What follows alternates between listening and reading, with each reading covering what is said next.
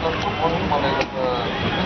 के इस आमदार चषक के आखिरी दिन का खेल की मजा लेने के लिए यहाँ पे आए हुए सभी दर्शकों को मैं पहले अपने नए साल की मुबारकबाद देता हूँ।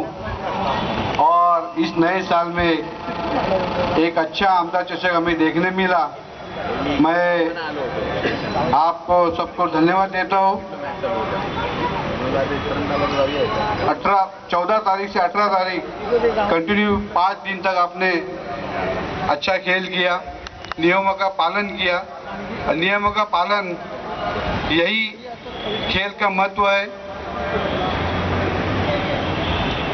अभी हम लोग खुद यहाँ पे संयोजक है, इसीलिए मैं ज़्यादा नहीं कहूँगा।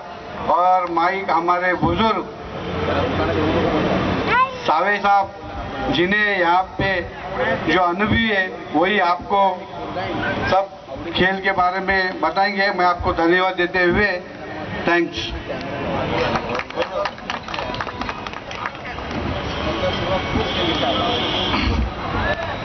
सर्व उपस्थित क्रीडाप्रेमींचं गोकुळ टाउनशिप मित्रमंडळ आणि आमदार चषक 2015 तर्फे मी सर्वांचं इथे स्वागत करतो।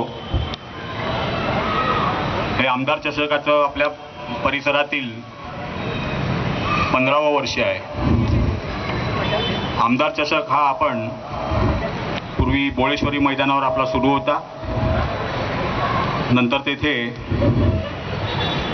भरणी करण्याचं प्रयोजन झालं, भरणी टाकली गेली आणि नंतर नगरपालिकेकडे खूप मोठं काम असल्यामुळे त्याचा वापर आपण बघता की त्यांच्या कामाच्या अनुषंगाने ते व्याप्त झालं आहे। त्यानंतर त्याच्यात खंड पडू नये म्हणून गोकुळ टाउनशिप मित्रमंडळ यांनी हा विडा उचलला आणि हे दुसरं वर्ष येथे हा आमदार चषक रविलाल आणि त्याची सर्व सहकारी गोकुळ टाउन मित्रमंडळ आणि हा विडा उचलला आणि एक क्रीडा प्रेमींसाठी एक अत्यानंदी असं क्रिकेटची ज्यांना आवड आहे, त्यांना या खेळाविषयी आवड आहे, त्यांना एक एंटरटेनमेंट म्हणून ही टुर्नामेंट सुरू केली। या टुर्नामेंटमध्ये 32 संघांनी भाग घेतला। त्याच्यात 2 ग्रुप केले गेले, एक आपला ग्रामीण भाग म्हणजे वसईतील आणि एक शहरी भागातील म्हणजे पाहुणे संघ, असे एकंदरीत ते 16 आणि हे 16 अशा तऱ्हेने आपण खेळाडू येथे उपस्थित राहिलात आणि हा खेळाला एक आगळं वेगळं असं स्वरूप दिलं। आज फायनल मॅच झाल्या, 2-3 सेमीफायनल झाली, नंतर फायनल झाल्या। याच्यात एक जिंकणार एक हरणारे नक्कीच असते, पण प्रथम मी ज्या टीम हरल्या पण त्यांनी येथे या खेळाचं उत्कृष्ट असं दर्शन घडवलं, त्या सर्वांना मी धन्यवाद देतो। आणि त्याचबरोबर जे ज्यांनी फायनल मारली त्यांना पण मी धन्यवाद देतो।